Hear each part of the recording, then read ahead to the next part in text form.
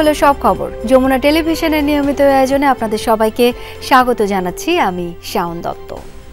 দর্শক, পুরান ঢাকার চকবাজারে একটি আবাসিক ভবনের ৩ তলায় অগ্নিকাণ্ডের ঘটনা ঘটেছে। আগুন নেভাতে সেখানে কাজ করছে ফায়ার সার্ভিসের 10টি ইউনিট। সেখানে রয়েছেন আমাদের সহকর্মী শওকত মঞ্জুর শান্ত, খবরাখবর সংগ্রহ করছেন তিনি। যাব তার কাছে। শান্ত, আগুনের ভয়াবহতা কেমন দেখছেন? ভবনটিতে যারা বসবাস করে তারা কি নিরাপদে বের হতে পেরেছেন?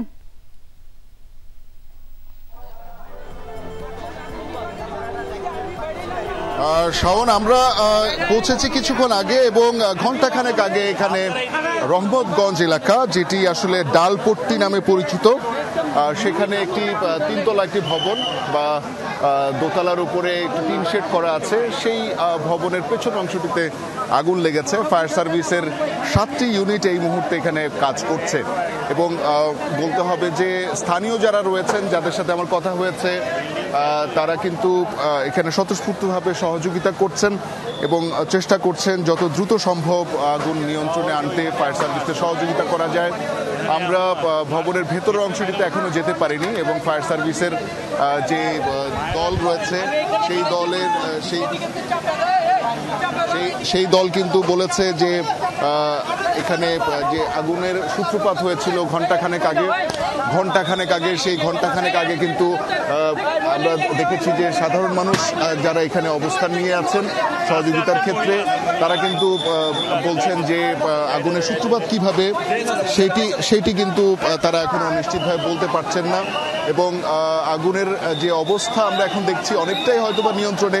ফায়ার সার্ভিস হয়তো আনুষ্ঠানিকভাবে বক্তব্য জানাবেন, তবে এখনো আমরা দেখতে পাচ্ছি দোতলার যে টিন শেডের অংশটি রয়েছে সেখানে এখনো আগুনের পুরোপুরি ফুলকি না দেখা গেলেও আগুনের উৎস দেখা যাচ্ছে এবং সেখান থেকে ফায়ার ফাইটাররা পানি দিয়ে সেটি নিভানোর চেষ্টা করে চলেছেন এবং ফায়ার ফাইটারদের জন্য এখানে কাজ করার ক্ষেত্রে স্বাভাবিকভাবে পুরান ঢাকার যে সড়ক বা গলিপথগুলো রয়েছে সেইগুলো জায়গায় গাড়ি চলাচল এবং যাতায়াতের ক্ষেত্রে বেশ বিঘ্ন ঘটে। এটি একটি চিরচরিত একটা সমস্যা পুরান ঢাকার।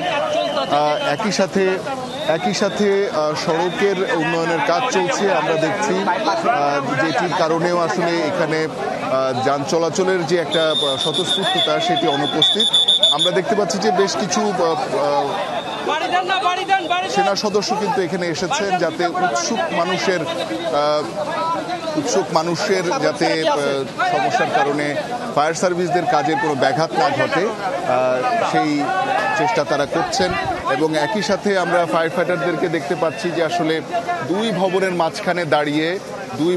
মাঝখানে দাঁড়িয়ে কিন্তু নিজেদের জীবনের ঝুঁকি নিয়ে কিন্তু তারা কাজ করছেন এবং চেষ্টা করছেন আগুন নিভানোর জন্য।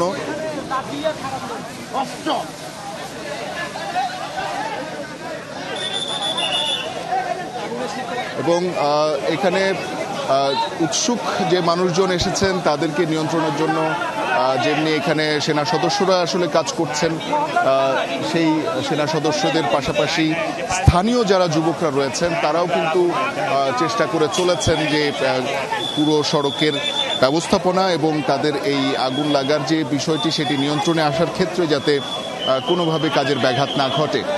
এবং যেমনটি বলছিলাম যে স্থানীয়রাও কিন্তু জানাচ্ছিলেন যে ভবনের পেছনের অংশে আগুনের সূত্রপাত হয়েছে, কিভাবে সূত্রপাত সেটি এখনও নিশ্চিত করে বলার সুযোগ নেই এবং ফায়ার ফাইটাররা মোটামুটি 7টি ইউনিট এখন পর্যন্ত এখানে এসেছেন এবং তারা অনেকটাই আগুন নিয়ন্ত্রণে এনেছেন এবং আমরা কিন্তু কোনো ধোঁয়ার কুণ্ডুলি এমন চিত্র আমরা দেখতে পাচ্ছি না। সড়কের চিত্র যদি আমরা দেখাই তাহলে বলতে পারবো যে এখানে অসংখ্য মানুষ এখানে কিন্তু ভিড় করেছিলেন এবং সেনা সদস্যরা তাদেরকে সরিয়ে দেওয়ার চেষ্টা করছেন। রেড ক্রিসেন্টের কিছু সদস্য এখানে আছেন এবং সেই রেড ক্রিসেন্টের সদস্য যারা এসেছেন তারা কিন্তু ভেতরে প্রবেশ করার চেষ্টা করছেন এবং কোনো ক্ষয়ক্ষতি হয়েছে কিনা এবং কি অবস্থা সেটা হয়তো আরও কিছুক্ষণ পরে ফায়ার সার্ভিসের ব্রিফিংয়ের মাধ্যমে আমরা নিশ্চিত হতে পারব। আমরা এখানে স্থানীয় যারা বলছিলেন যে বেশ কিছু শব্দ তারা পেয়েছেন, সেটি আসলে সিলিন্ডার বিস্ফোরণ কিনা সেটি সময় বলে দিবে। ফায়ার সার্ভিসের ব্রিফিংয়ের মাধ্যমে আমরা সেটা জানতে পারবো। এখন বলতে হবে যে আগুন দৃশ্যপট যেটি মনে হচ্ছে সেটি অনেকটাই আগুন নিয়ন্ত্রণে, এবং বলতে হবে কিছুক্ষণ পরে হয়তোবা ফায়ার সার্ভিস ঘোষণা দিবেন যে আগুন পুরোপুরি নিয়ন্ত্রণে এসেছে কিনা এবং সেটির ডাম্পিং হচ্ছে কিনা অথবা কি ধরনের ক্ষয়ক্ষতি হয়েছে এবং আগুনের সূত্রপাত কিভাবে হলো সেটিও হয়তো একটা ধারণা ফায়ার সার্ভিস আমাদেরকে দিতে পারবে। নিশ্চয়ই সেই খবরগুলো আপনার মাধ্যমে জানাতে পারবো দর্শকদের। ধন্যবাদ শান্ত।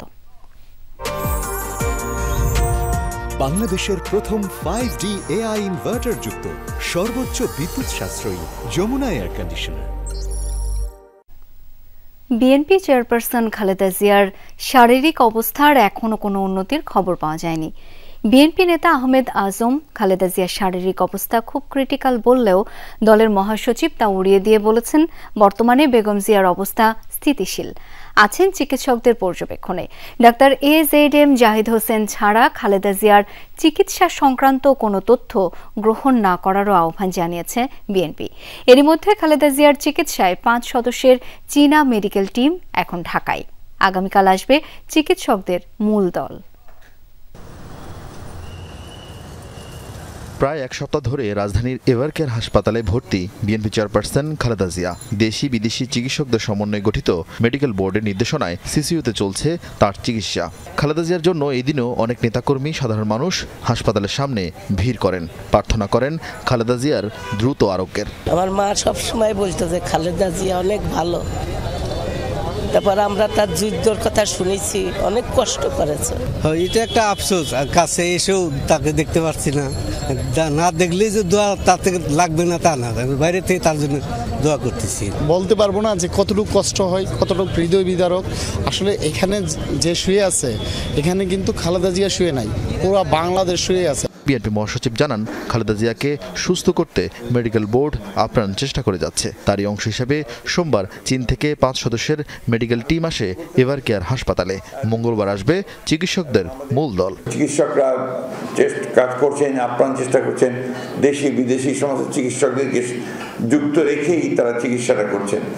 এবং আল্লাহ তাআলার কাছে আমরা সবসময় গোটা দেশবাসী এই দোয়া করছি যে আল্লাহ তাআলা তাকে যেন সুস্থ করে দেন, তিনি যেন সুস্থ হয়ে আমাদের মাঝে আসেন। এই ঘটনার মাঝে হাসপাতালে এসে বিএনপির ভাইস চেয়ারম্যান আহমেদ আজম খান জানান খালেদা জিয়ার পরিস্থিতি অত্যন্ত ক্রিটিক্যাল। উনি খুব ডিপ কন্ডিশনে আছেন, এটাকে আপনারা ভেন্টিলেশনও বলতে পারেন বা খুব ক্রিটিক্যাল কন্ডিশনও বলতে পারেন। এই মুহূর্তে সারা জাতির কাছে দোয়া চাওয়া ছাড়া আর কিছু বলার নেই।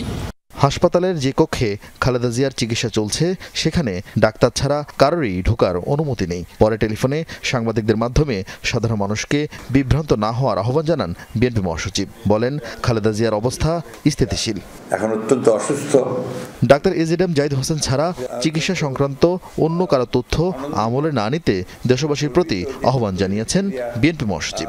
মেডিকেল বিষয়গুলো তো আপনার ওখানে ডক্টর জাহিদ দায়িত্ব দেওয়া হচ্ছে। আরিফিন শাকিল, যমুনা নিউজ, ঢাকা। দর্শক, এই মুহূর্তে হাসপাতালের সামনে রয়েছে নামা সহকর্মী তানভীর সিদ্দিক টিপু। যাব তার কাছে। টিপু, বিদেশি চিকিৎসকদের একটি টিম এসেছে, কাল আরও একটি আসবে। সর্বাত্মক চেষ্টা তো চলছে।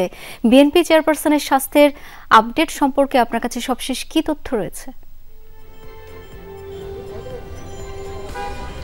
শাওন, বিকেল নাগাদ কিন্তু চীন থেকে 5 সদস্য বিশিষ্ট একটি চিকিৎসক দল এভারকেয়ারে এসে পৌঁছেছেন এবং আমরা সবশেষ যে তথ্যটি জানি যে এই মুহূর্তে তাদের সাথে এভারকেয়ারে যেসব ডাক্তার রয়েছেন এবং দেশি বিদেশি চিকিৎসকদের সমন্বয়ে যে মেডিকেল বোর্ড গঠন করা হয়েছে খালেদা জিয়ার চিকিৎসার জন্য, সেই মেডিকেল বোর্ডের সাথে তারা এক হয়ে এই মুহূর্তে তারা পর্যবেক্ষণ করছেন যে খালেদা জিয়ার বর্তমান স্বাস্থ্যের কী অবস্থা বা কী পরিস্থিতিতে তিনি রয়েছেন।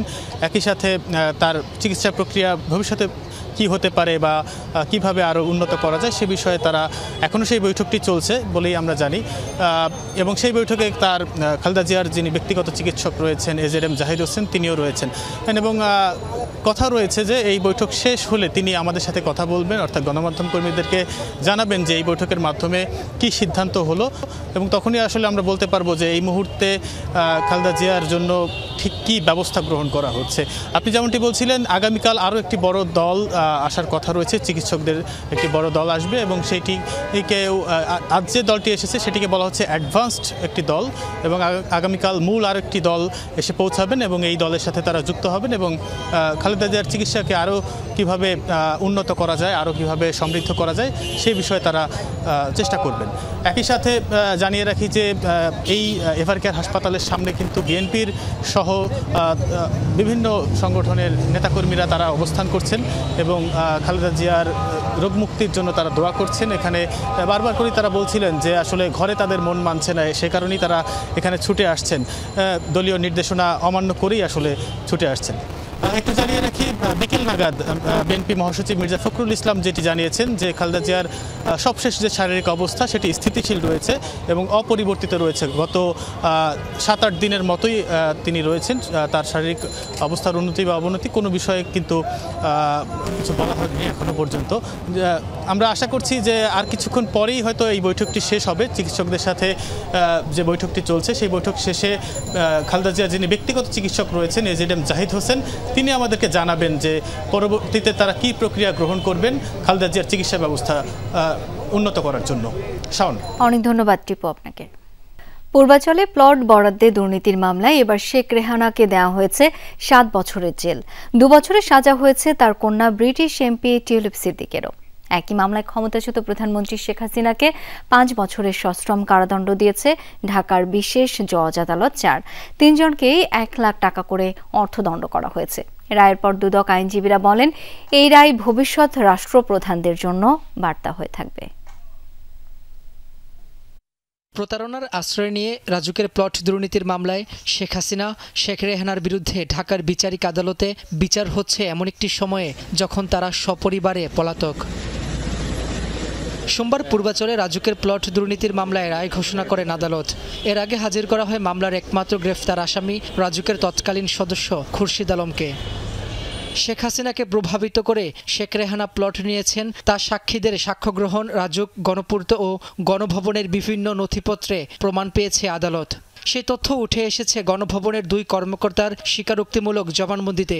যখন একজন এসে ম্যাজিস্ট্রেটের কাছে 164 ধারায় জবানবন্দি দেবে তখন আর এগুলোর প্রয়োজন হয় না, কারণ ওটাই একটা সাক্ষী। পরে প্লট দুর্নীতির মামলায় প্রধান আসামি শেখ রেহানাকে 7 বছরের সশ্রম কারাদণ্ড ও তার মেয়ে ব্রিটিশ এমপি টিউলিপ সিদ্দিককে 2 বছরের সাজা দেন আদালত। আর ক্ষমতার অপব্যবহার করায় 5 বছরের সশ্রম কারাদণ্ড দেওয়া হয় সাবেক প্রধানমন্ত্রী শেখ হাসিনাকে। পাশাপাশি প্রত্যেককে 1 লাখ টাকা করে অর্থদণ্ড ঘোষণা করা হয়। এছাড়া এই মামলায় সাবেক গণপূর্ত প্রতিমন্ত্রী শরীফ আহমেদ সহ গণপূর্ত ও রাজুকের 14 কর্মকর্তাকে 5 বছর করে সাজা দেন আদালত। আমরা গণভবনের কর্মকর্তা-কর্মচারী 2 জন সাক্ষী দিয়েছে এবং টিউলিপ সিদ্দিকি কিভাবে প্রভাবিত করেছে সেই বিষয়ে আদালতে আমরা সাক্ষী উপস্থাপন করেছি। বিভিন্ন অ্যাপস এবং টেলিফোনের মাধ্যমে দেশে আসিয়া সাবেক প্রধানমন্ত্রীর যে একান্ত সচিব ছিল সালাউদ্দিন সাহেব, তার মাধ্যমে ও প্রভাবিত করেছে। রায়ের পর্যবেক্ষণে আদালত বলেন, মামলায় আইনি লড়াইয়ের সুযোগ থাকা সত্ত্বেও আসামিরা নিজ থেকেই বিচারের মুখোমুখি হননি। ভবিষ্যতের রাষ্ট্রপ্রধানরা যাতে জনগণের অধিকার ক্ষুণ্ণ না করে সেই বার্তা হয়ে থাকবে এই রায়, মনে করেন দুদক আইনজীবীরা।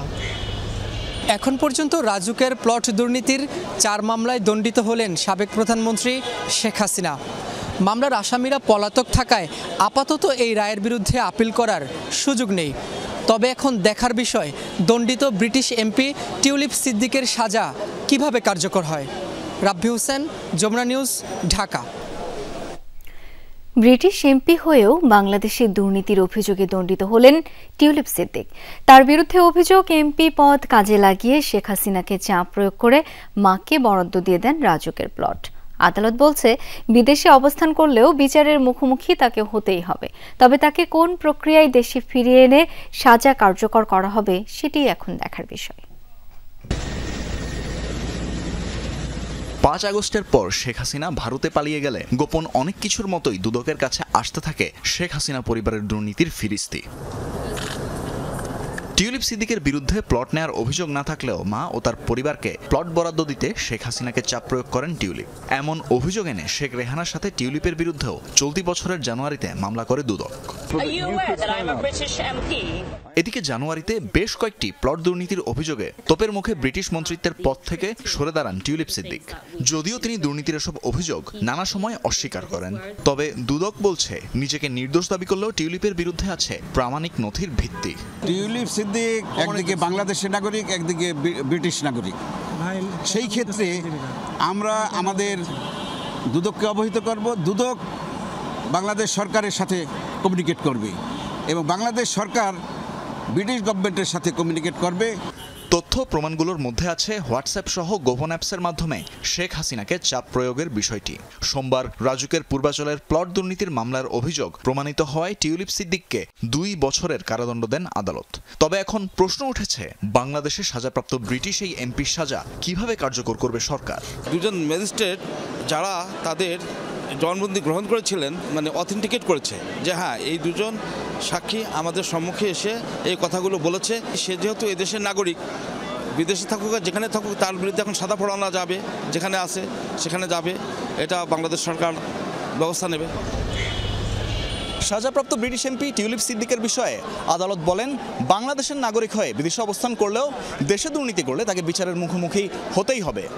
আইনজীবীরাও বললেন, টিউলিপ সিদ্দিক বিদেশে অবস্থান করে প্রভাব খাটিয়েছেন বাংলাদেশে। প্লট দুর্নীতির আরও 2টি মামলায় টিউলিপের ভাই রাদওয়ান মুজিব সিদ্দিক ও বোন আজমিনা সিদ্দিকের বিরুদ্ধে বিচার চলছে ঢাকার এই বিশেষ জজ আদালতে। তানফির মৌসুম, যমুনা নিউজ, ঢাকা। দেশে অবাধ নির্বাচনের পরিবেশ তৈরি হয়েছে মন্তব্য করে বিএনপি মহাসচিব মির্জা ফখরুল ইসলাম আলমগীর বলেছেন, দল ক্ষমতায় এলে গণতন্ত্র ও অর্থনীতি সমৃদ্ধ হবে। সকালে সাবেক অর্থমন্ত্রী শাহ এএমএস কিবরিয়ার ছেলে ডক্টর রেজা কিবরিয়ার বিএনপিতে যোগদান অনুষ্ঠানে একথা বলেন মির্জা ফখরুল। জিয়াউর রহমানের আদর্শে অনুপ্রাণিত হয়ে দলে যোগ দেওয়ার কথা বলেন রেজা কিবরিয়া। গণফোরাম, গণ অধিকার পরিষদ হয়ে এবার বিএনপিতে যোগ দিলেন আওয়ামী লীগ সরকারের সাবেক অর্থমন্ত্রী প্রয়াত শাহ এএমএস কিবরিয়ার ছেলে ডক্টর রেজা কিবরিয়া। জিয়াউর রহমানের আদর্শে অনুপ্রাণিত আর দেশ নিয়ে বিএনপির পরিকল্পনায় উৎসাহিত হয়ে যোগদানের সিদ্ধান্ত বলে জানান তিনি। 2018 সালে ঐক্যফ্রন্টের প্রার্থী হয়ে হবিগঞ্জ 1 আসন থেকে ধানের প্রতীকে নির্বাচন করা এই নেতা এবার বিএনপিরই প্রার্থী হতে চান। নতুন প্রজন্মকে তাদের সব স্বপ্ন পূরণ করতে পারবে, তাদের যে ভিশন দেশের জন্য, এটা আগের ভিশন না, অনেক কিছু বদলে গেছে। এইসব কারণে আমি বিএনপির প্রতি আকৃষ্ট এবং শহীদ প্রেসিডেন্ট জিয়াউর রহমান আমার আদর্শ। রেজা কিবরিয়াকে দলে স্বাগত জানান বিএনপি মহাসচিব মির্জা ফখরুল, কিন্তু এই যোগদান দলের তৃণমূলের প্রতি অবমূল্যায়ন কিনা বিএনপি মহাসচিবের কাছে জানতে চান সাংবাদিকরা। আজকালকার যে জটিল বিশ্ব পরিস্থিতি, সেই বিশ্ব পরিস্থিতিতে যারা মেধাবী মানুষ ছাড়া, এখানে যোগ্য মানুষ ছাড়া কিন্তু এখানে আপনার টিকে থাকা অত্যন্ত মুশকিল ব্যাপার একটা। বাংলাদেশকে যদি কম্পিট করে টিকে থাকতে হয় এই প্রতিযোগিতার মধ্য দিয়ে, তাহলে নিশ্চয়ই সবচেয়ে মেধাবী মানুষদের আপনার একটা অবস্থান এখানে থাকতে হবে। অনুষ্ঠানে বিএনপি মহাসচিব কথা বলেন নির্বাচনের পরিবেশ নিয়েও। এবং এখন আমি মনে করি যে দেশে একটা পরিবেশ তৈরি হয়েছে একটা অবাধ সুষ্ঠু নির্বাচন অনুষ্ঠানে। জনগণ যদি আমাদেরকে সমর্থন করে, আমরা বাংলাদেশের সত্যিকার অর্থেই একটা গণতান্ত্রিক, অর্থনৈতিক সমৃদ্ধ একটা রাষ্ট্র নির্মাণ করতে চাই। ফেব্রুয়ারিতে নির্বাচন আয়োজনে সরকার প্রস্তুতি নিচ্ছে। এই নির্বাচন সামনে রেখে বিএনপিতে যোগদানের হিড়িক পড়েছে বলেও জানান বিএনপি মহাসচিব। এখন বিএনপিতে যোগ দেওয়ার তারপরে হিড়িক পড়ে গেছে, দম উঠে গেছে। আরেফিন শাকিল, যমুনা নিউজ, ঢাকা। দেশে এখনো চাঁদাবাজি, দুর্নীতি অব্যাহত রয়েছে, কু করার চেষ্টাও চলছে, এমনটাই বলেছেন দলটির আমির ডাক্তার শফিকুর রহমান। খুলনার শিববাড়ি মোড়ে 8 দলের বিভাগীয় সমাবেশে অংশ নেন তিনি। সেখানে প্রধান অতিথির বক্তব্যে জামায়াতের আমির বলেন, 8 দলের নয় 18 কোটি জনগণের বিজয় চায় জামায়াত ইসলাম। বর্তমানে চাঁদাবাজির কারণে ক্ষুদ্র বা বড় ব্যবসায়ী কেউ শান্তিতে নেই, তবে কোনো ইসলামী দলের বিরুদ্ধে এখন পর্যন্ত চাঁদাবাজির কোনো অভিযোগ পাওয়া যায়নি। তিনি আরও বলেন, এদেশে যার প্রভাব প্রতিপত্তি নেই, ব্যাংকে অঢেল টাকা নেই, তারা সুবিচারও পায় না।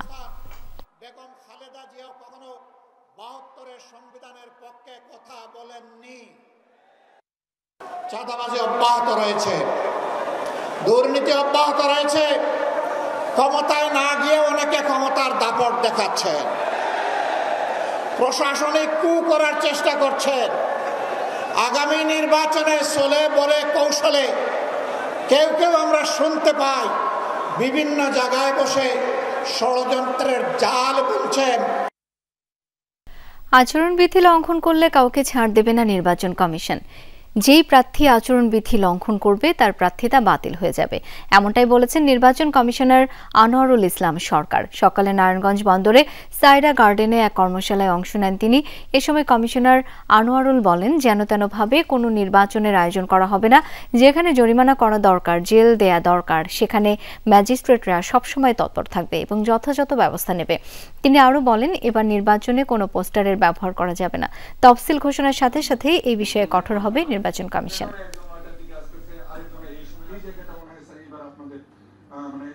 যদি এমন পরিস্থিতি সৃষ্টি হয় যে ফল ঘোষণার আগ পর্যন্ত কোনো যদি অন্তরায় সৃষ্টি হয়, তাহলে প্রিজাইডিং অফিসার কেন্দ্র বন্ধ করতে পারবেন, রিটার্নিং অফিসার পুরা আসনটাই বাতিল করে দিতে পারবেন এবং হলফনামার যে বিষয়গুলো থাকবে নমিনেশন পেপার সাবমিশনের সময় হলফনামায় যদি কোনো তথ্য গোপন করেন এবং কম বেশি দেন, সেই ক্ষেত্রে পাশ করার পরেও তার এই যে পদবি এটি বাতিল হবে।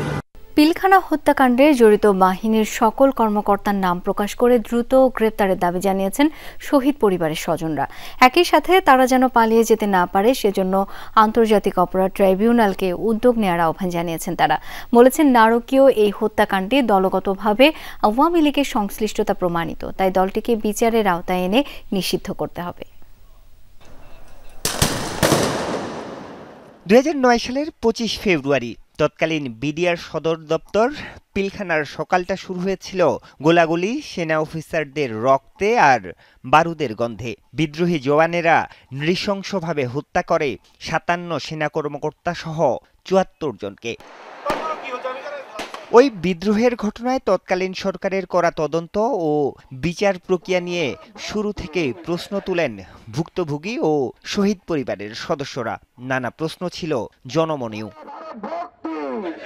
5 আগস্টের পট পরিবর্তনের পর নারকীয় এ হত্যাযজ্ঞের পুনর্তদন্তে গঠিত কমিশন দীর্ঘ 11 মাসের তদন্ত শেষে রোববার প্রতিবেদন জমা দিয়েছে প্রধান উপদেষ্টা ডক্টর মোহাম্মদ ইউনূসের কাছে। প্রতিবেদনে এ হত্যাকাণ্ডে দলগতভাবে আওয়ামী লীগ ও ভারতের জড়িত থাকার কথা বলা হয়েছে। বাবা যখন ডিজি তখন 2007-08 সাল থেকেই কিন্তু ভারত পরিকল্পনা শুরু করে।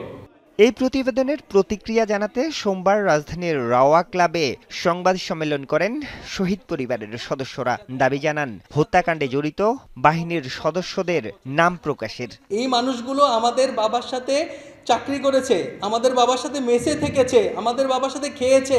এনাদের বিচারের আওতায় নিয়ে আসতেই হবে, আর না হলে যত সময় পেরাবে এনারা কিন্তু আস্তে আস্তে কাউকে আর পাওয়া যাবে না। প্রতিবেদনে উঠে আসে দলগতভাবে আওয়ামী লীগ এ হত্যাকাণ্ডে জড়িত, তাই বিচারের আওতায় এনে দলটি নিষিদ্ধের দাবি জানানো হয়। যে রিপোর্টটি প্রকাশ হয়েছে এটি যেন দ্রুত সময়ে ওয়েবসাইটে দেওয়া হয়। দলগতভাবে আওয়ামী লীগ যেহেতু এই হত্যাকাণ্ডটি ঘটিয়েছে, আমরা দাবি জানাবো আওয়ামী লীগকে যেন নিষিদ্ধ করা হয়। এটি আওয়ামী লীগের জুলাইয়ের আগে এই দেশের সবচেয়ে বড় অপরাধ। ভুক্তভোগীদের অভিযোগ, হত্যাকাণ্ডে জড়িতরা এখনও বহাল তবিয়তে আছে। বিচার নিয়ে সোচ্চার থাকায় ভয়ভীতি দেখানো হচ্ছে বলেও জানান তারা। কুরুচিপূর্ণ, আজে বাজে, নোংরা ভাষায় আমাদেরকে বুলিং করা হয়। আমাদের মেসেঞ্জারের, আমাদের ফেসবুক মেসেঞ্জার, আমাদের মেসেজে হত্যার হুমকি পর্যন্ত দেয়া হয়। কমিশনের প্রতিবেদনে বলা হয়, পিলখানা হত্যাকাণ্ড ছিল পরিকল্পিত, আর এতে গ্রিন সিগন্যাল ছিল তৎকালীন প্রধানমন্ত্রী শেখ হাসিনার। দায় আছে তৎকালীন সেনা প্রধানেরও। প্রতিবেদনে উল্লেখ করা হয়, ক্ষমতাকে পাকাপোক্ত করতেই এই নৃশংস হত্যাকাণ্ড ঘটানো হয়েছিল। আরিফুর রহমান সবুজ, যমুনা নিউজ, ঢাকা। বর্তমান সচিবালয় যেখানে আছে তা জনাকীর্ণ, ভবনগুলো দেখতে কদাকার, এখানকার বিভিন্ন সুবিধা ও ব্যবস্থাপনা নিয়েও প্রশ্ন আছে। এই অবস্থায় সচিবালয় সরিয়ে নেওয়া যায় কিনা তা ভেবে দেখা হচ্ছে, এমন মন্তব্য করেছেন পরিকল্পনা উপদেষ্টা ডক্টর ওয়াহিদ উদ্দিন মাহমুদ। জানালেন, জাতীয় নির্বাচনের তফসিল ঘোষণার পরও উপদেষ্টা পরিষদ ও একনেক বৈঠক হতে বাধা নেই। কয়েক মাসের ব্যবধানে অগ্নিকাণ্ডের বড় দুটো ঘটনা দেখল বাংলাদেশ সচিবালয়। এতে কারো মৃত্যু না হলেও স্পষ্ট হয়েছে কোথাও না কোথাও অগ্নি নির্বাপনে বড় গাফিলতি রয়ে গেছে সরকারের এই নার্ভ সেন্টারে। তার উপর একাধিক পুরনো ভবন, তার সরু করিডোর, এখানে সেখানে ছোট দোকান, চারদিকে মানুষ আর গাড়ির ভিড়, সব মিলিয়ে এমন পরিবেশে প্রশাসনিক কাজ চালানো বেশ কঠিন। সোমবার এসব উদ্বেগ উঠে আসে জাতীয় অর্থনৈতিক পরিষদের নির্বাহী কমিটি একনেক সভায়। প্রধান উপদেষ্টার উপস্থিতিতে তখন আলোচনা চলছে সচিবালয়ের অগ্নি নির্বাপন ব্যবস্থা ও 21 তলা নতুন ভবন নির্মাণ নিয়ে। এমন ব্যস্ত এলাকায় প্রশাসনের প্রাণকেন্দ্র থাকা উচিত কিনা তা নিয়েও প্রশ্ন তোলেন অনেকে। উঠে আসে শেরেবাংলা নগরে স্থানান্তরের প্রসঙ্গ। ফলশ্রুতিতে বাদ পড়ে নতুন ভবন নির্মাণের প্রকল্পটি। বিল্ডিংগুলোই দেখতে সুন্দর, আর ভিতরে যেগুলো হয়েছে নতুন, এগুলো তো যেখানে সেখানে যত্রতত্র, এবং রাস্তা কোন দিকে, পার্কিং কোথায়, কিছুই ঠিক নেই। পুরো জায়গাটাতেই যদি সচিবালয় থাকতে হয় তাহলে তো একটা বড় নকশা থাকতে হবে যে আমরা কোথায় কী যাচ্ছি, মাস্টার প্ল্যান থাকতে হবে। আর তার থেকেও বড় কথা হলো যে এখানেই সচিবালয় থাকবে কিনা আমরা আরও বড়ভাবে চিন্তা করি না কেন। পরিকল্পনা উপদেষ্টা জানান, সরকারি কর্মকর্তাদের অনেকেই প্রকল্প পরিচালক হতে চাইছেন না, কাজে আগ্রহ কম ঠিকাদারদের। তারপরও নির্বাচনকালীন সময়ে নিয়মিত কাজ চলবে। নির্বাচনী সময় আসার যত কাছে আসছে তখন কিন্তু অনেক অনুরোধ আসা শুরু করেছে যে স্যার এই জায়গার প্রকল্পটা, এই জায়গার প্রকল্প, এগুলা কিন্তু এই প্রকল্পগুলোই আমরা দেব না। ব্রিফিংয়ে বিটিভির স্বায়ত্তশাসন নিয়ে আলোচনা হয়। পরিকল্পনা উপদেষ্টা বলেন, গণমাধ্যমে পেশাদারিত্ব আনতে একটি আলাদা সম্প্রচার নীতিমালা তৈরির কাজ চলছে। বিটিভিকে কি বিবিসির মতো করা যায় কিনা, যে সরকার কি বলে না বলে তাতে কিছু আসা যায় না। এখানে এমন মানুষরা থাকবেন বোর্ডে যারা স্বনামধন্য নাগরিক সমাজের বিভিন্ন সাহিত্য, সংস্কৃতি, ব্যক্তিত্ব তারাই পরিচালনা করবেন। একনেক সভায় 16,032 কোটি টাকা ব্যয়ে 18টি প্রকল্প অনুমোদন দেয়া হয়। তৌহিদ হোসেন, যমুনা নিউজ, ঢাকা।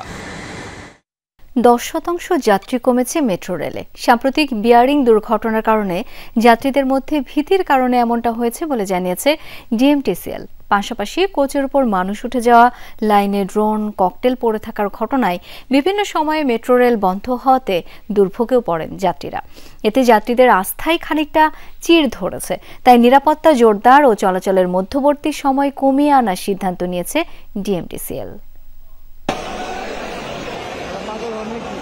কারওয়ান বাজার স্টেশন থেকে টিকিট কেটে মেট্রোতে ওঠে এক কিশোর। আগারগাঁও পর্যন্ত গিয়ে আবার ফেরে সচিবালয় স্টেশনে। এখানে 2 কোচের মাঝ দিয়ে ট্রেনের উপরে ওঠে সে। সিসিটিভিতে বিষয়টি খেয়াল করে নিয়ন্ত্রণ কক্ষ। সঙ্গে সঙ্গে বন্ধ করে দেয়া হয় মেট্রো চলাচল। তৎপর হয়ে ওঠে স্টেশনের নিরাপত্তা কর্মীরা। নামিয়ে আনা হয় কিশোরকে। অধিকতর জিজ্ঞাসাবাদের জন্য গতকালই তাকে পুলিশের হাতে তুলে দেয়া হয়। নাই, এটা সৌভাগ্য, হয়তো আরো বড় কিছু হইতে পারতো। ঠিক আছে, সাবোটাজও হইতে পারে, আমরা জানি না। আসলে স্টেশনগুলির নিচে আমরা সিসিটিভি ক্যামেরা লাগানোর ব্যবস্থা করতেছি। তাতে হবে কি, উৎসটা কোথা থেকে অ্যাটলিস্ট আমরা বুঝতে পারবো। এর আগে বিভিন্ন সময়ে মেট্রো লাইনে ড্রোন, ফানুস, আবর্জনা পড়ার ঘটনা ঘটেছে। পাওয়া গেছে ককটেলও। বিয়ারিং প্যাড পড়ে একজন নিহত হয়েছেন, আহত হন আরও একজন। এসব ঘটনায় মেট্রো বন্ধ থেকেছে ঘন্টার পর ঘন্টা। যাত্রীরা পড়েছেন দুর্ভোগে। এসব কিছু নেতিবাচক প্রভাব ফেলেছে যাত্রীদের মনে। নগরবাসীর ভরসার জায়গাটি খানিকটা যেন নড়বড়ে। ফলাফল, বিয়ারিং প্যাড দুর্ঘটনার আগে যেখানে প্রতিদিন যাত্রী হতো 5.25 লাখ, এখন তা নেমে এসেছে 4 লাখে। বিয়ারিং এর আগে 4,60,000 থেকে 75 পর্যন্ত হাইয়েস্ট উঠছে। পরে ওই নাম্বারটা আনফরচুনেটলি 4 লাখের আশেপাশে এসব নিয়ে ভাবছে ডিএমটিসিএল। ডিয়াবাড়ি সংস্থার কার্যালয়ে সংবাদ সম্মেলনে এমডি জানালেন নজরদারি আর সেবা বাড়ানোর কথা। প্রাইমারিলি আমরা চাচ্ছি যে নেক্সট যেই লাইনেরই হোক সেই লাইনের ট্রেনগুলি ম্যানুফ্যাকচারিং না অ্যাসেম্বলিটা আমাদের দেশে হয়, ওটার জন্য কথা বলতে গেছিলাম এবং এরা ইন প্রিন্সিপাল এগ্রিও হয়েছে যে তারা নেক্সট ভিজিট দিবে একটা হাই লেভেল তাদের ফ্যাক্টরি থেকে, যে আমাদের দেশে অ্যাসেম্বলি করতে কি কি প্রয়োজন ওরা জানাবে আমাদেরকে, আর আমরা কি কি দিতে হবে এদেরকে ওটাও জানাবে। ব্যবস্থাপনা পরিচালক জানান, সম্প্রতি ভূমিকম্পে মেট্রোর অবকাঠামোগত কোনো ক্ষতি হয়নি। বলেন, মেট্রো স্টেশনের দোকান ভাড়া দ্বিগুণেরও বেশি পাওয়া গেছে। ফেব্রুয়ারিতে ফার্মগেট পার্ক ফিরিয়ে দেয়া হবে বলেও জানান তিনি। এবং মেট্রো করার জন্য ডিএমটিসিএল প্রতিজ্ঞাবদ্ধ। শাকিল হাসান, যমুনা নিউজ, ঢাকা। বিএনপির ভারপ্রাপ্ত চেয়ারম্যান তারেক রহমান দেশে ফিরতে চাইলে সর্বোচ্চ সহযোগিতা করবে সরকার। আইন উপদেষ্টা ডক্টর আসিফ নজরুল বলেছেন, তারেক রহমানের বাংলাদেশে আসার ব্যাপারে কোনো রকম আইনগত বাধা আছে বলে তার জানা নেই। অন্যদিকে নির্বাচন কমিশন সচিব জানিয়েছেন, তারেক রহমান এখনো ভোটার নন, বিধি মেনে আবেদন করলে ইসি তাতে সাড়া দিলে নির্বাচনে অংশ নিতে পারবেন তিনি।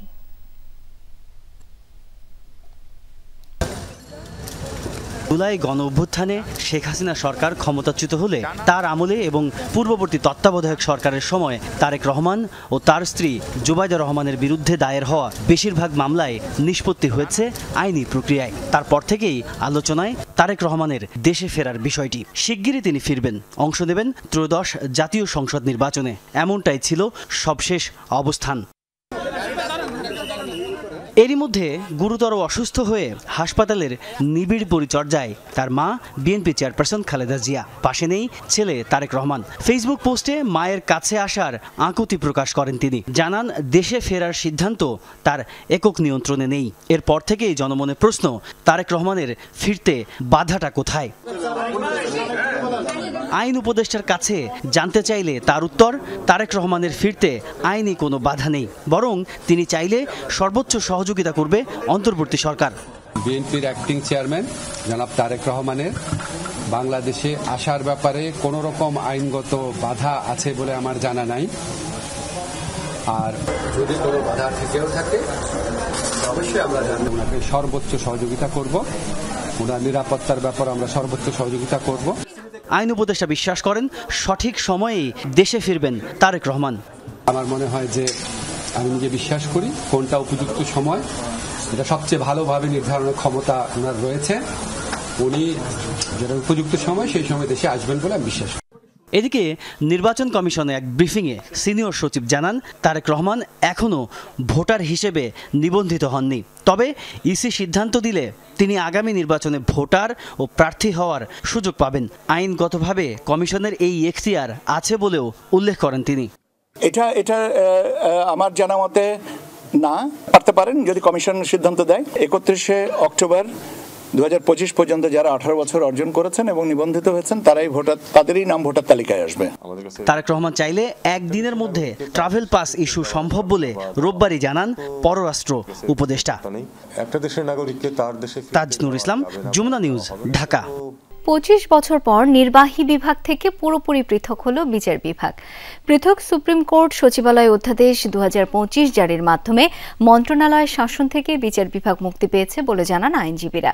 অধস্তন আদালতের বিচারকদের নিয়োগ, পদোন্নতি ও ছুটির ক্ষমতা বিচারপতির হাতে থাকায় বিচার কার্যে রাজনৈতিক হস্তক্ষেপের ইতি ঘটবে বলে আশাবাদী আইন সংশ্লিষ্টরা।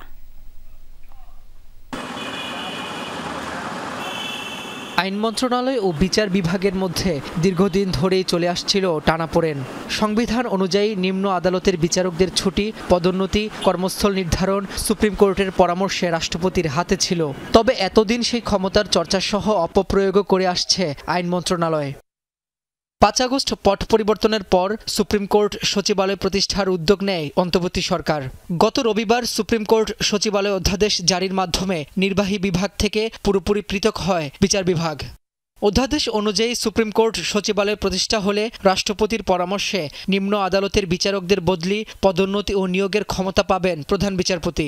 নতুন অধ্যাদেশের ফলে নিশ্চিত হচ্ছে আদালতের আর্থিক স্বাধীনতাও। তবে 50 কোটি টাকার বেশি খরচে অনুমোদন লাগবে অর্থ মন্ত্রণালয়ের। খবরদারি করার যেই মনোবাসনা রাজনৈতিক দলগুলোর আমরা প্রত্যক্ষ করেছি দীর্ঘ 53 ইয়ার্সে, সেটির অবসান ঘটবে। 1999 সালে আলোচিত মাজদার হোসেন মামলার রায়ে প্রথম স্বাধীন বিচার বিভাগ প্রতিষ্ঠার নির্দেশনা দেওয়া হয়, তবে তা বাস্তবায়নে বিলম্ব হওয়ায় হতাশা প্রকাশ করেন মাজদার হোসেন। 54 বছরে এই সেপারেশন কেন হলো না? সংবিধানের এই আর্টিকেলটা কেন লোককে ভোলানোর জন্য, না বাতকাবাত এটা রাখা হলো? সুদীজন, পলিটিক্যাল এবং অন্যান্য অর্গানের যারা আছেন বিজ্ঞজন, তারা কেন এটা নিয়ে ভাবলেন না? কেন একটা পেশাজীবী সংগঠনকে এগিয়ে আসতে হলো? তারপরও আমি সরকারকে প্রথমেই বলেছি, ধন্যবাদ দিচ্ছি যে আমাদের জুডিশিয়াল সেপারেশন হয়েছে, যদিও পরিপূর্ণ নয়। এদিকে আলাদা সচিবালয়ের মাধ্যমে দ্বৈত শাসন ও রাজনৈতিক হস্তক্ষেপ থেকে বিচার বিভাগ মুক্তি পাবে বলে মনে করেন আইনজীবীরা। যে বিচার বিভাগের উপরে কোনো রাষ্ট্রীয়, কোনো রাজনৈতিক কিংবা কোনো গোষ্ঠীগত কোনো হস্তক্ষেপ থাকবে না। আবার এটাও প্রত্যাশা করি বিচারপতিরা অত্যন্ত সততার সঙ্গে, ন্যায়নিষ্ঠার সঙ্গে তাদের বিচার কার্য পরিচালনা করবেন। আমার বাংলাদেশ স্বাধীন বিচার বিভাগ মাথা উঁচু করে দাঁড়াবে। আমরা আইনের শাসন প্রতিষ্ঠা করতে পারবো, গণতন্ত্রকে সুসংহত করতে পারবো। এই সময়ে বিচার বিভাগের দায়িত্ব অনেক বেড়ে গেছে। এখন বিচারকদেরকে মনে রাখতে হবে যে জাতির একটা গুরুত্বপূর্ণ জায়গায় তারা যে দায়িত্বটা পালন করছেন সেটা যাতে সবসময় জনগণের প্রত্যাশা পূরণ করতে পারে, ন্যায় বিচারের সকল স্ট্যান্ডার্ড মেনটেন করতে পারে এবং জাতি যাতে ন্যায় বিচার প্রাপ্তির তাদের যে অধিকার সেটা যাতে সঠিকভাবে পায়। তবে এই সংস্কার বিচার বিভাগে কতটা আমূল পরিবর্তন আনে তাই এখন দেখার বিষয় বলছেন আইনজীবীদের অনেকে। রাব্বি হোসেন, যমুনা নিউজ, ঢাকা। দেশের মানুষদের নিয়ে জুয়া খেলছেন প্রধান উপদেষ্টা বলে মন্তব্য করেছেন এলটিপি সভাপতি অলি আহমেদ। বিকেলে রাজধানীর মগবাজারে এলটিপির কার্যালয়ে খালেদা জিয়ার সুস্থতা কামনায় আয়োজিত দোয়া অনুষ্ঠানে তিনি বলেন, তাদের বিরুদ্ধে 3-4 মাসের মধ্যে রাস্তায় লোক নামবে। এমন অবস্থা হতে পারে যে লোক তাদেরকে দেশ থেকে তাড়াবে। দোয়া অনুষ্ঠানে অলি আহমেদ আরও অভিযোগ করেন, 1.5 বছরে দেশে 1.5 কোটি মানুষ বেকার হয়েছে। দেশের অবস্থা ভালো নয়, নির্বাচন নিয়ে ধোঁয়াশা তৈরি হয়েছে। জানান, পুলিশের লুট হওয়া ও অবৈধ অস্ত্র সারা দেশেই আছে। অস্ত্র উদ্ধারে সরকার মনোযোগ দিচ্ছে না। সব রাজনৈতিক দলকে আল্লাহ পথে আসার আহ্বান জানান তিনি। এখন পদায়ন হচ্ছে লটারির মাধ্যমে। লটারির মাধ্যমে কখনো প্রশাসন নিয়ন্ত্রণ হয় না। এটা জুয়া খেলা না। নির্বাচিত সরকারের বিকল্প এনজিও সরকার হতে পারে না। সুতরাং তাদেরকে বুঝতে হবে, তাদের বিরুদ্ধে আগামী 3-4 মাসের মধ্যে লোক রাস্তায় নেমে আসবে, তাদেরকে বাংলাদেশ থেকে তাড়াবে, এমন অবস্থা হতে পারে। টাঙ্গাইলে অগ্নিকাণ্ডে দগ্ধ হয়ে প্রাণ গেছে এক দোকানের। পুড়ে ছাই হয়ে গেছে দোকানটি। দুপুরে কালীহাতির কাগজিপাড়া বাজারে এই ঘটনা ঘটে। নিহতের নাম গফুর আলী। স্থানীয়রা জানায়, দুপুরে হঠাৎই গফুরের দোকান থেকে ধোঁয়া বের হতে দেখা যায়। আশপাশের মানুষজন নেভানোর চেষ্টা করলেও আগুন পার্শ্ববর্তী আরও 2টি দোকানে ছড়িয়ে যায়। এ সময় ভেতরে আটকা পড়েন গফুর। পরে ফায়ার সার্ভিস ঘটনাস্থলে গিয়ে আগুন নিয়ন্ত্রণে আনে। নিহত গফুরের মরদেহ উদ্ধার করে পুলিশের কাছে হস্তান্তর করা হয়। ভয়াবহ বন্যায় বিপর্যস্ত দক্ষিণ ও দক্ষিণ পূর্ব এশিয়া। সময়ের সাথে পাল্লা দিয়ে বাড়ছে প্রাণহানি। এর মধ্যে শ্রীলঙ্কায় বন্যা ও ভূমিধ্বসে নিহতের সংখ্যা বেড়ে দাঁড়িয়েছে কমপক্ষে 334 জনে। নিখোঁজ রয়েছেন 200-রও বেশি। দেশটির কয়েক বছরের ইতিহাসে সবচেয়ে ভয়াবহ দুর্যোগ এটি, যাতে 20,000-এরও বেশি ঘরবাড়ি ক্ষতিগ্রস্ত হয়েছে। বাস্তুচ্যুত হয়েছে লাখেরও বেশি বাসিন্দা। শ্রীলঙ্কার 1/3 অঞ্চলে নেই বিদ্যুৎ ও সুপেয় পানি। ভূমিধ্বসের কারণে বেশ কিছু এলাকায় বন্যা দুর্গতদের উদ্ধারে বেগ পোহাতে হচ্ছে কর্তৃপক্ষের।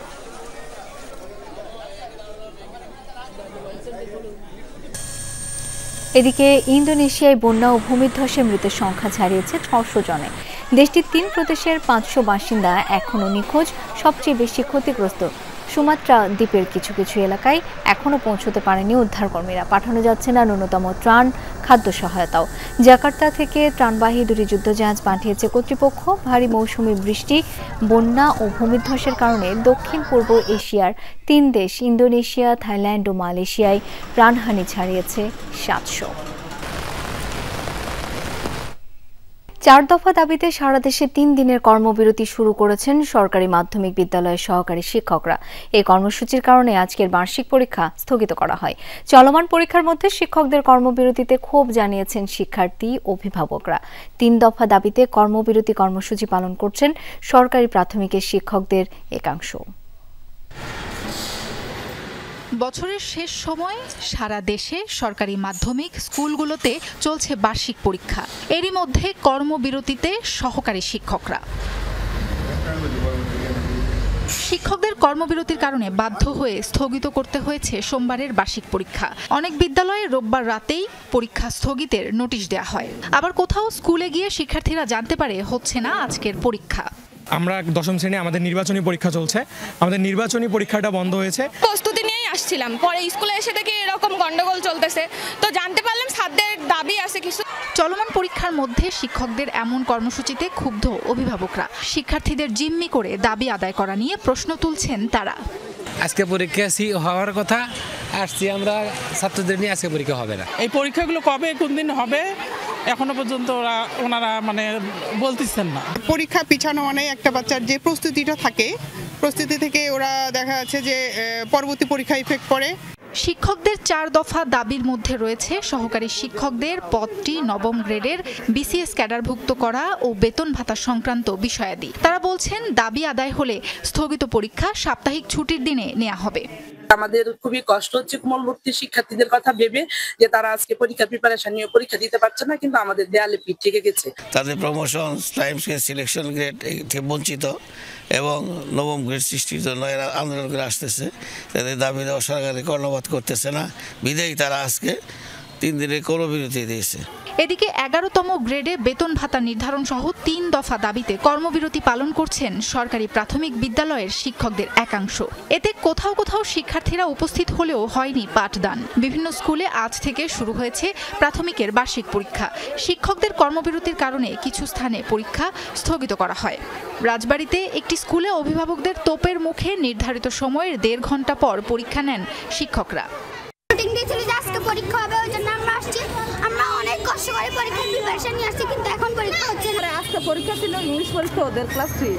ওরা পরীক্ষা দিতে আসছে, প্রিপারেশন নিয়ে পরীক্ষা দিতে পারতেছে না। আসলে অনেক দিন হয়ে গেল, তো এর মধ্যে আমাদের দাবি দেওয়াগুলো বাস্তবায়ন হয়নি। কোনোভাবেই আমরা পজিটিভ কোনো কিছু পাচ্ছি না।